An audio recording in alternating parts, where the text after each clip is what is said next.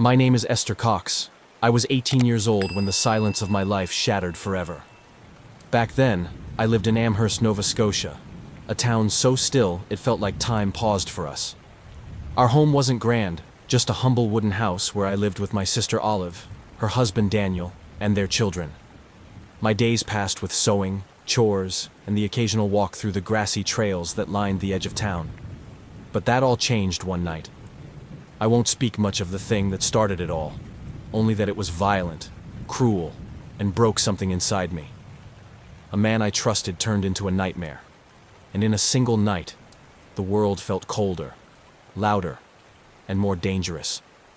I tried to brush it off, tried to be strong. I told myself I'd move on. But something followed me home. At first, it was just tapping sounds.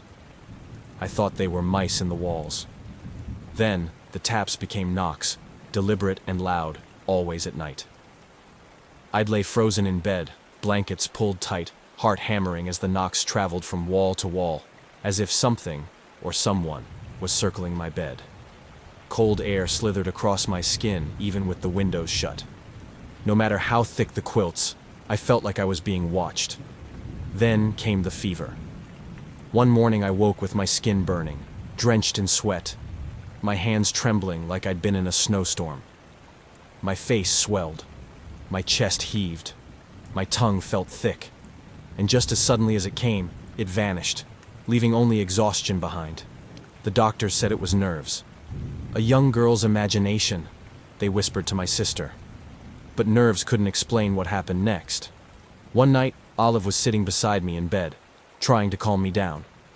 The knocks had started again, soft at first, then growing louder, more insistent, like fists pounding on every wall of the house.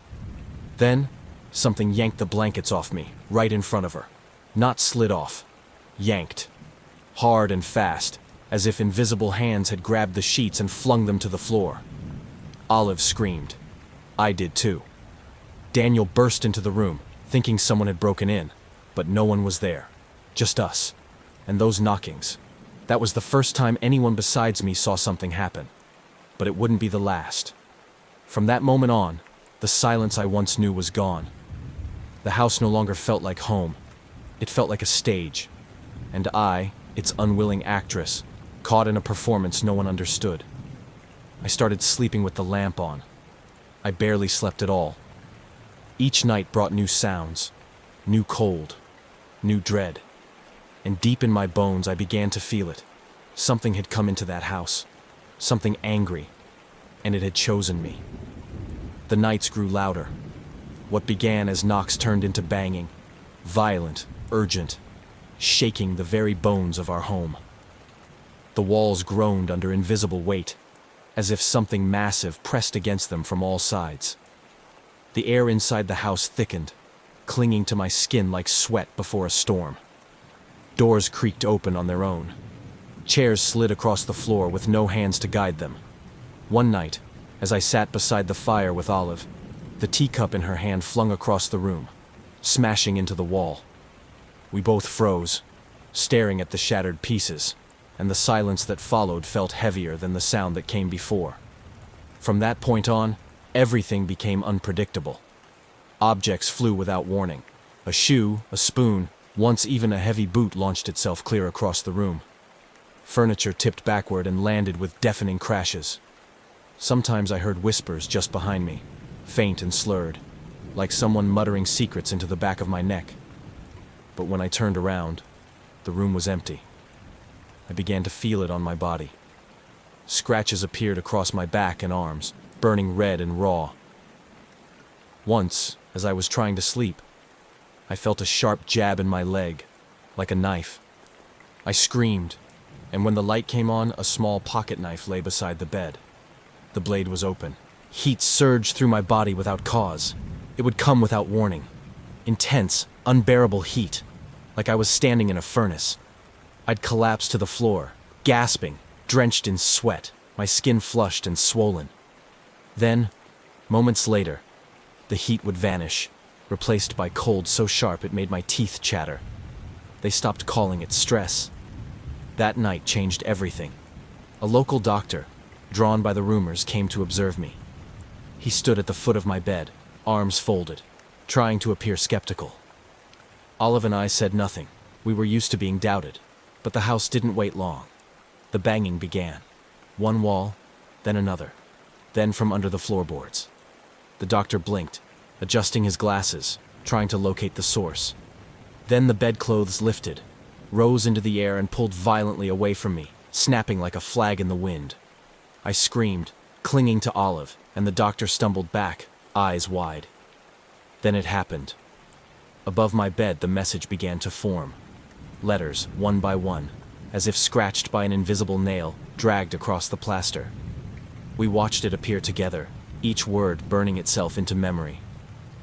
Esther Cox, you are mine to kill. The doctor ran. He didn't look back. From that moment on, there was no peace in the house. The knockings grew louder, more insistent. Sometimes the sounds would answer questions. Tap once for yes, twice for no. The thing knew our names. It knew our fears. I started sleeping less. Every time I closed my eyes, I feared I'd open them to find my room on fire, or the knife back in my leg, or worse. My body was covered in bruises that bloomed like ink under my skin. My legs bore scratches in patterns no human hand could make. The fear spread to everyone. Neighbors started gathering outside the house. Some said they heard knocking as they walked past. Others claimed to see shapes in the upstairs windows when no one was inside. People whispered my name in the streets, not with sympathy, but with suspicion. I was no longer Esther Cox, seamstress of Amherst. I was Esther Cox, the haunted girl, and deep in my heart, I started to believe the message on the wall. Whoever, whatever it wasn't just visiting me, it had claimed me. I stopped opening the curtains. By then, the house had become a spectacle. Every night, a crowd would gather outside. Neighbors, curious townsfolk, even travelers passing through. They stood in clusters, hushed and waiting, hoping to hear the knocks that had turned our lives into a waking nightmare. Some brought notebooks, others simply stared at the windows, as if they expected to see something peering back. Inside, we were prisoners. The knocking never stopped. It only changed form. Some nights it sounded like heavy boots stomping down the hallway. Other nights it was a slow, deliberate dragging across the ceiling, like fingernails scraping wood. My nerves were in ruins. Every sound made me flinch. Even silence had weight to it now, as if something unseen held its breath, waiting. Then came the fires. It started with a sudden burst of smoke from under my bed. We ripped the mattress off the frame and found the floorboards blackened and smoldering. No candle, no lantern nearby. Just scorched wood and a bitter, acrid smell that clung to the walls for days. We tried to explain it away. Maybe something had fallen through a crack. Maybe it was an ember from the stove. But deep down, we all knew the truth. It happened again in the closet. My clothes reduced to ash within seconds, though the fire never spread.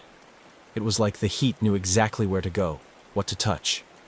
Daniel started keeping buckets of water ready in every room, but water didn't stop it. Shoes began flying across rooms as if thrown by invisible hands. One nearly struck Olive's youngest in the face. Tables flipped without warning. Bed frames shook with enough force to crack the walls. We stuffed rags under every doorframe, but the cold crept in anyway, biting through fabric and skin. I would lie awake, listening to whispers that never formed full words, just a constant murmur in the corners of the room.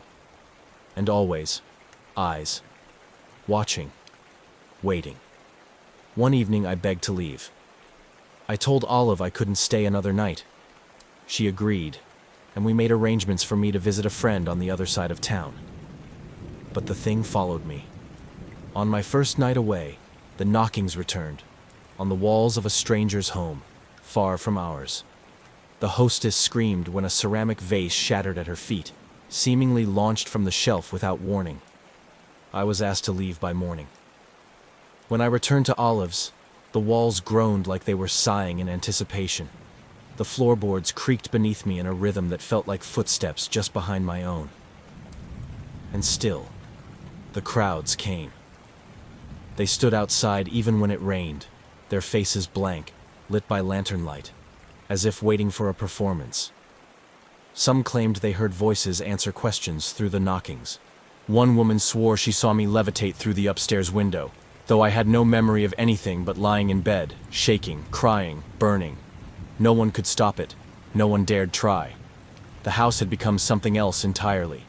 Not a place of safety or warmth, but a stage for fear. A cage with invisible bars. A living, breathing thing that fed on my pain. And I could feel it growing stronger. Whatever this force was, it wasn't satisfied with noise and scratches anymore. It wanted more. By the time the whispers became knocks, and the knocks turned into answers, I stopped questioning what was real. We had tried everything to ignore it. Pretended it would pass. Told ourselves we were imagining things. But this was something else. One night as I lay in bed, Olive asked aloud, "Is someone there?" A single sharp knock came from the wall near my head. We froze. She asked again, "Are you here to hurt Esther?" 2 knocks. A pause. Then another. That was the night the knocks began to speak. We developed a code. 1 knock for yes, 2 for no. It started with simple questions. Are you alone? Are you angry? Do you know Esther? Each time, the entity responded, calmly, as if it had all the time in the world. Sometimes it knocked answers before we finished asking. It knew the questions. Soon, the knocks weren't enough. I began to hear names, not spoken, not with a voice, but they came, whispered in my mind and scratched into surfaces around the house. Names that meant nothing to us, names we'd never heard. Then, one repeated over and over again. Bob Nickel. The name was etched into the underside of a table, scrawled on a window pane in the condensation, tapped into the headboard while I slept. Bob Nickel. It said he was a shoemaker once, that he died angry, that he chose me. He didn't say why. He just said he would never stop. I became a channel. At least, that's what it felt like. There were moments when I lost time, seconds, minutes, sometimes longer. I would wake from a trance and find people staring at me in horror. They said my voice changed, that I growled like a man, that I screamed in tones not my own. They heard the names, too, spoken through me or echoed from the walls. I would wake up on the floor with bruises on my ribs, or in the hallway with no memory of how I got there. Sometimes the air around me would shimmer like heat rising off the road, even though the windows were rimmed with frost. And the violence escalated. I was dragged from my bed one night, flung so hard I struck the wall and left a dent in the plaster. Handprints burned onto my arms, red and blistering, as if someone had grabbed me with searing fingers. Another time, I was lifted into the air in front of witnesses. They screamed, but no one could move. Shoes walked on their own. We heard footsteps echo across the ceiling, though no one was above. Once, I saw a fork float in midair for several seconds before it plunged into the floor beside me. The metal bent as if gripped by invisible force. I stopped crying. There were no tears left, just silence and fear. More names followed, each with its own tone, its own knocking pattern. But Bob Nickel remained the loudest, the cruelest, the most present. Sometimes I felt his rage like a heat wave. Sometimes I heard him laugh when I screamed. He didn't want to frighten me. He wanted to break me. The town whispered that I was cursed, that I brought it on myself. They didn't see what I saw. They didn't feel the pressure against their chest as they tried to breathe. They didn't wake up choking, fingers bruised from clawing at an empty wall. Once, I tried to write a letter, to send word to someone, anyone, who might understand. The pen snapped in my hand. Ink spilled across the page in wild, jagged lines. I looked up to find the lamp flickering, and the air around me shaking, vibrating, humming with something unseen. That night, every window in the house cracked from edge to edge. I began to speak less, move less, sleep in short bursts, never truly resting. The house had given up pretending to be a home. Now it breathed, and watched, and waited, and Bob Nickel, wherever he was, never stopped knocking. When Walter Hubble arrived, I didn't expect him to stay. Most didn't. People came to stare, to whisper, to flee at the first sound of footsteps that didn't belong. But Walter was different. He said he wanted to document the truth, said he believed me, said he wasn't afraid. He moved into the house with a notebook in hand and a hard set to his jaw. I think he believed this was all going to be a clever story, something he could explain away and write about from a distance. That belief didn't last long. On his first night, water boiled in a pot that sat untouched on the table. It bubbled and hissed until steam filled the air, though there was no fire beneath it. He leaned in to touch it and yanked his hand back, burned by heat that shouldn't have existed. He looked at me differently after that. Less curious, more cautious. Within days, he witnessed shoes walk on their own. Not tumble, not roll. Walk. Step after step across the floorboards like they had invisible feet. He documented it all, even as the color drained from his face. He saw spoons rise in the air, silverware float and clatter down only when noticed. Once, he watched a full plate of bread lift into the air and shatter against the wall, as if thrown in fury. He tried to speak to the entity, asked questions aloud. Sometimes it answered.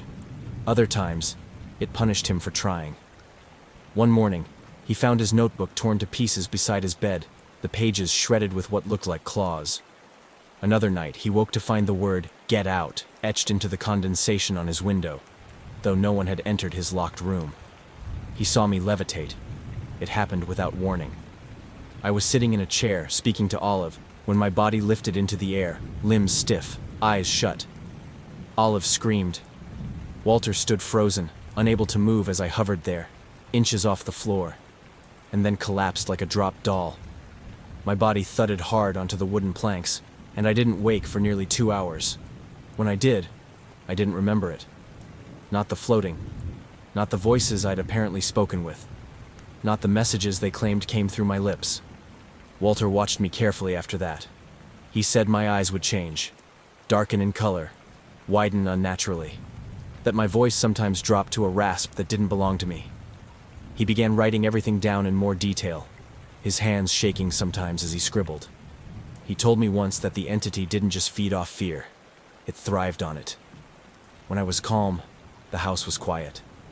But when I cried, when I screamed, when I begged for it to stop, it was like the thing woke up stronger, bolder. It played with emotions like instruments. He saw scratches form on my skin in real time. Not old wounds, new ones. Thin red lines appearing across my forearms while I sat still, while he watched in disbelief. One night, I lifted my sleeve to show him the bruises blooming across my ribs like ink in water. He didn't say a word. He just looked away and kept writing. Sometimes I slipped away completely, my body present, my mind lost. I'd wake in places I didn't remember going, standing outside in the cold, sitting at the top of the stairs, whispering to no one. Walter said he once found me in the kitchen, barefoot, eyes wide, murmuring a name over and over, Bob Nickel. I didn't remember saying it. I didn't want to remember anything anymore. Walter stayed for weeks, recording everything. And though he never said it out loud, I saw the toll it took on him. He lost weight. He barely slept, and his eyes began to look like mine. Red, heavy, hunted. The man who came into our home to live with terror left it changed. He said he'd seen enough, that the world needed to know what had happened here, that I wasn't crazy, that I wasn't a liar. But even he couldn't stay. No one ever could. Because once you heard the knockings, once you saw the air shimmer around me, once you watched an object launch across the room with no hand to guide it, you never looked at me the same way again. I always thought fear had a limit. That once your nerves were frayed enough, once your mind had bent far enough, it would simply snap and leave you numb. But I was wrong. Fear doesn't fade, it adapts, it waits. And just when you think you've survived its worst form, it evolves into something crueler. The poltergeist's fury shifted again. It wasn't content with scratches and levitations anymore. Now it wanted destruction. It began with the barn. We woke to smoke clawing at the windows. Daniel burst through the door in his nightshirt, screaming for water. Flames danced against the early dawn, roaring through the wooden beams of the nearby barn like they'd been fed kerosene. But there had been no lamp left burning, no spark, no reason. Just fire. Sudden. Absolute. They said I did it. No one saw me near the barn. I'd been asleep, surrounded by family. But that didn't matter. The whispers had already begun. People accusing me of calling demons, of playing tricks, of craving attention. Some said the fire was punishment for harboring me. Others said I was cursed. One woman crossed the street just to spit at my feet. And then came the constable. I was arrested for arson. The charge was paper thin, held together with fear and gossip. But it didn't matter. The townspeople needed someone to blame, and I was the girl who made spoons float and blankets rip through the air. They locked me in a cold cell with stone walls that oozed moisture and iron bars that rattled in the wind. I thought the entity might leave me there, that maybe it had grown bored. I was wrong again. The knocking returned on the first night. Not just on the door, but from inside the walls, rhythmic, mocking. A guard dropped his lantern and refused to walk past my cell again. Another claimed he heard a voice whisper his name when no one was near. The guards began locking me away from the others, fearing I'd infect the whole jail. One evening, I woke to the sound of my bed being dragged across the stone floor while I still lay on it. Another night, my cell door flung open and slammed shut with such force the hinges bent. Even in confinement, I was not alone. The entity didn't need a house. It needed me. After several days, I was released. They said there wasn't enough evidence to keep me, but I saw it in their eyes. They just didn't want me inside their walls anymore.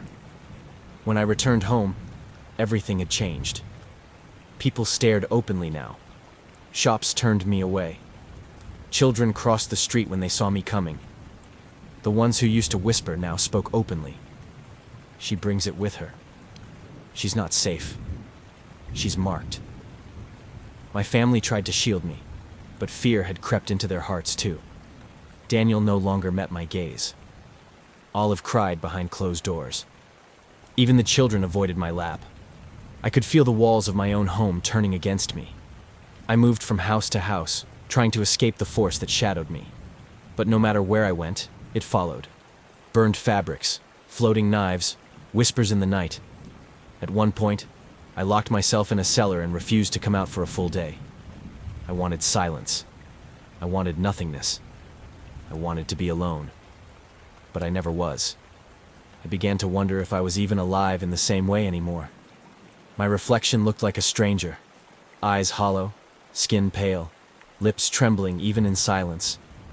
I wrote letters I never sent. Goodbye notes I folded into drawers, just in case the knocking never stopped. Some nights, I stood outside in the cold, barefoot, staring at the woods, wondering if I walked deep enough in, far enough out, maybe the entity would lose its grip. Maybe it would forget me. Or maybe finally, I would forget myself. Because when terror owns you long enough, your only hope becomes disappearing. The fire inside me had long gone cold by the time the world stopped watching. After the cell doors slammed behind me one last time, and the stares of the townsfolk shifted from horror to weariness, the poltergeist began to fade. Not vanish, but fade. Like a fog rolling back just far enough for the sun to peek through. The knockings slowed. Some nights there were none at all. My body still flinched at every creak of the floorboards, but the force that once screamed through the walls now whispered from a distance, uncertain, like it had lost its direction, or its purpose. I left Amherst for a time. A friend offered me a place in a quieter town, far enough from the chatter and pointing fingers. It was the first time in months that I saw a full night pass without cold drafts or shifting shadows. For days at a time, I almost felt normal again, but it never truly left. Even in that new place, small things returned. Soft thuds in the walls when I cried, flickering lamps when I was angry, furniture trembling faintly under stress. The new household noticed, and though they said nothing, I saw it in their eyes. Fear. The kind that spreads silently but swiftly. I didn't stay long. When I came back to Amherst, the crowds were gone. The newspapers had stopped writing about me. The once packed roads outside our cottage now sat empty and muddy. The children who had once screamed at the windows had grown into teens who crossed streets to avoid me. Bob Nichols' name wasn't spoken anymore, not out loud, but I still heard it, faint and slow. The knocks still came sometimes, but sluggishly. When I tried the yes or no code we'd once used, it responded late or not at all. The presence that had once raged through our walls now clung like a forgotten breath, fading more each day. I often wondered, did I feed it with my fear? Did it cling to my pain and starve when that pain became too familiar? Or had it simply moved on to someone else? The years passed, and the story followed me like a shadow. People remembered. They always do. I was never asked to marry, never invited into new homes without hesitation. I was the girl who floated, who burned, who bled from invisible hands. Some said I'd faked it all, that it was hysteria, tricks, a craving for attention. But others, those who'd seen the forks fly, who'd heard the knockings in perfect rhythm, who'd read the message scrawled above my bed in the handwriting of nothing, they still whispered in secret, voices low, eyes wide. They believed. And I never stopped feeling its echo. Even now, long after the scratches have faded, long after the bruises have vanished, I sometimes wake at night, breath held, heart still, waiting for a sound I hope never returns. But sometimes, just sometimes, I still hear the knock,